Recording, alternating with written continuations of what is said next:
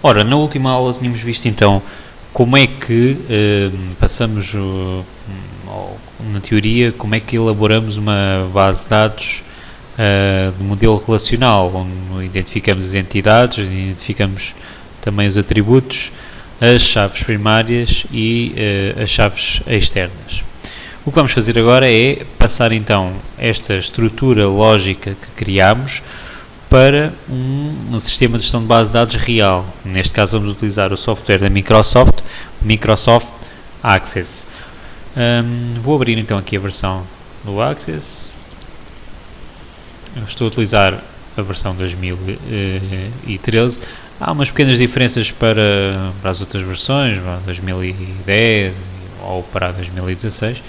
No entanto, as diferenças são mínimas, por isso o processo de criação de uma base do SGBD é praticamente idêntico. Ora, eu vou aqui abrir então a base de dados de ambiente de trabalho e vamos começar por transportar aquilo que criarmos em termos lógicos para a prática. Então, tudo o que criarmos em termos lógicos de entidades chamamos tabelas no Access, ou seja, vou ter uma tabela professor, uma tabela aula, uma tabela aluno, com os seus respectivos atributos.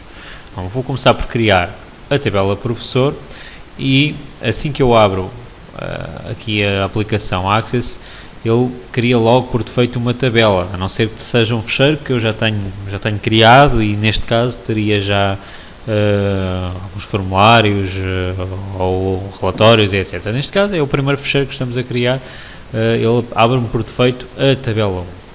Ora, eu vou aqui carregar sobre a tabela 1 e vou carregar aqui onde diz vista de estrutura, que também pode ser utilizada a opção aqui do esquadro e da régua está ali, vista de estrutura é a mesma opção. Assim que faço esta operação, ele pede-me para guardar a tabela, ou seja, dar um nome à minha entidade. Por norma, por regra no Access, sempre que estamos a utilizar uma entidade, deveremos, não é que seja uma obrigatoriedade, mas devemos identificar a tabela por TB, de tabela, e depois posso ter um underscore ou não, posso colocar assim o underscore, ou então mesmo em letra maiúscula, tabela professor. Ok?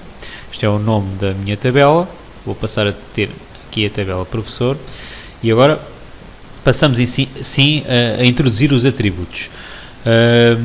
Vamos começar por ver aqui o que tínhamos feito.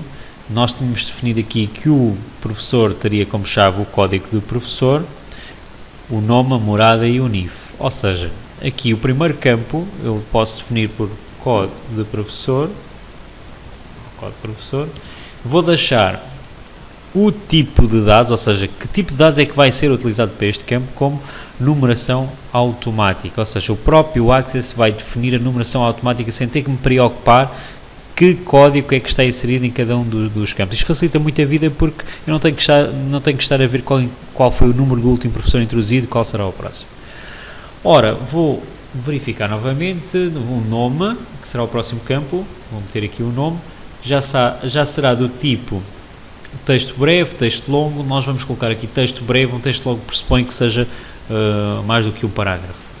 Ora, o nome, morada, NIF, vou colocar morada, aí já posso colocar aqui um texto longo, penso que depende do tipo de morada, mas poderá ser um texto longo. O NIF, número de identificação fiscal, aqui terá que ser do tipo número. Okay. Vamos continuar a ver o e-mail, o telefone e a especialização. Ok, então e-mail, que será do tipo texto, o telefone, que será do tipo número, e a especialização que nós tínhamos definido, que seria um texto breve, que será a especialização do professor neste caso. Pronto, e com isto temos a nossa tabela professor criada. Reparem que por defeito o Access coloca logo ao lado do primeiro campo ali aquela chave que me identifica sendo a chave primária desta tabela. Como nós não tínhamos chaves externas, esta tabela ficaria assim. Pronto, agora vamos construir todas as outras tabelas identificadas pelo outro documento, e no próximo vídeo veremos então como é que podemos fazer as relações entre elas.